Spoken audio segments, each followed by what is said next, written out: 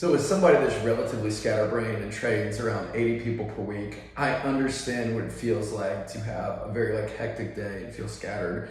And so today we're going to talk about some techniques that I personally use and I've kind of, come up with or accumulated over the years to help to kind of bring our focus back to the task at hand and then sort of prepare us for, performance or an audition or whatever it may be. So what we're going to talk about in today's presentation or video is number one, whenever our brain is kind of scattered all over the place, we want to use relaxed, novel movement to help to make it relevant to focus on a particular area. And a good example of that would be something like a body scan, where I close my eyes or I'm laying down and relaxed, I'm just thinking about my foot.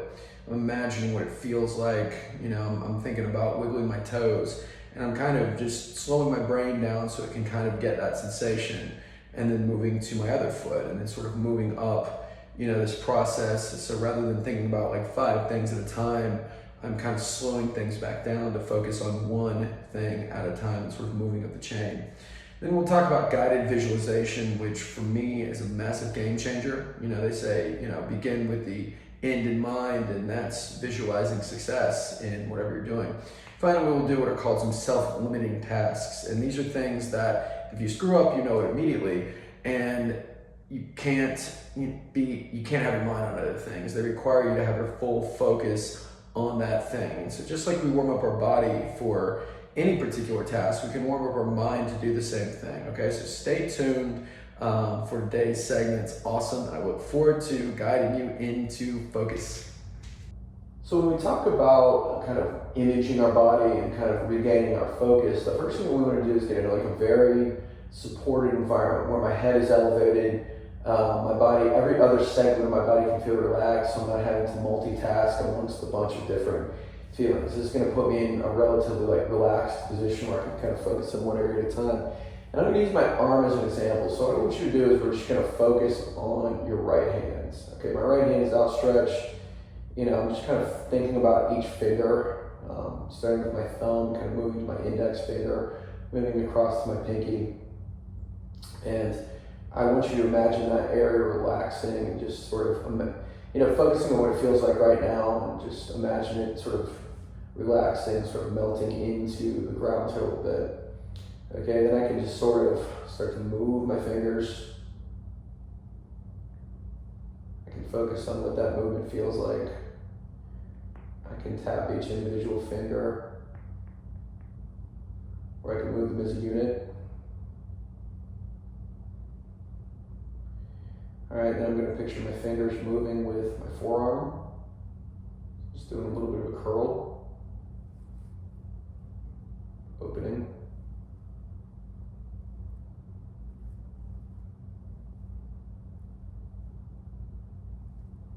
I'm going to picture my fingers moving with my arm. So I'm literally doing sort of a curl here.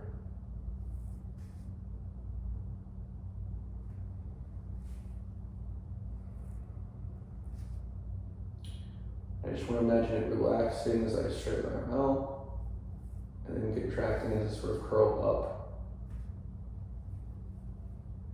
So we kind of went from very small areas to larger areas. I can just do different movements, kind of feeling each small segment move. So I move my hand, I move my forearm, then I move my shoulder, then my shoulder, my forearm, my hand. So we start small, and then we kind of go from micro to macro. And then I can kind of use this same technique for my other side. I can move to my leg, I can move to my other leg, and then I can kind of move to my head.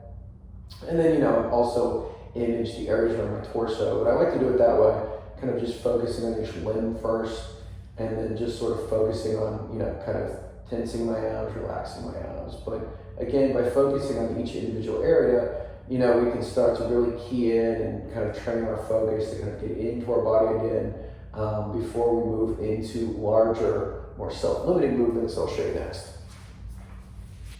All right, so next we're going to get into some simple self-limiting movements, which means that when I mess up or I'm not paying attention or a body part gets out of place, then I lose the plot of the exercise. Okay, and so a good example of that would be like balancing a block on my head. okay? I have to really focus on it being in place. I have to really focus on what my vision looks like. I have to focus ahead on, I have to focus on kind of balancing this. And if I start to divert my attention, if I'm not focused on it, if I turn my head too far or whatever, it falls off, okay? So these self-limiting movements are great because they help me to really focus in on the task that I'm doing and sort of key in my focus to, what I'm supposed to be doing. So again, number one is balancing something in your head. I really like this. You're sort of walking around, like your vocal teacher probably did this with you for a different purpose, but I really like this, just because it really focuses me on staying nice and tall, getting my posture, but also just being very intentional with the way that I'm moving. I can do different arm motions.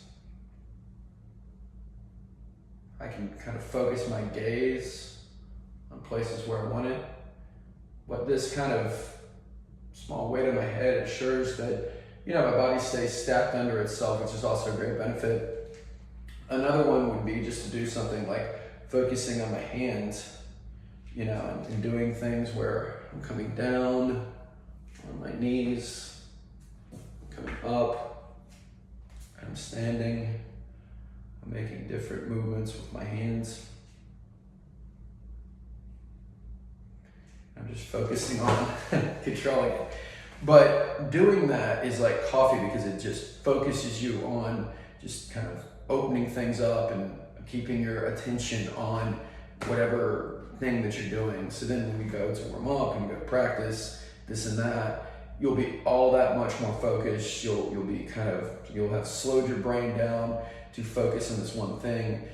And then you can start to kind of key in on these specific tasks that you want to achieve, like warming up for performance and, in kind of visualizing success like we'll talk about in our last video. All right, so for our last kind of thing that we want to think about, it's putting ourselves in the environment in which you're going to perform and really focusing in on what is going to happen, okay? So again, we want to begin with the end in mind, and the end is success, the end is a favorable crowd, the end is applause, the end is you killing it, right? And so getting on the stage or picturing being on stage with your eyes closed, scanning the crowd, imagining what it's going to feel like when you're starting, imagining the confidence that you're going to have, throughout the performance, and kind of going through that in your mind, kind of cueing those things, and then imagining the success that you're going to have, whether it be by closing your eyes backstage before you perform, or whether it be, by stepping out onto the stage before the performance, scanning the crowd, scanning the audience, or, just the seats, and just focusing on being successful, okay? The guided visualization thing is something that, I did with my coaches for many years, and it's something that always really helped me.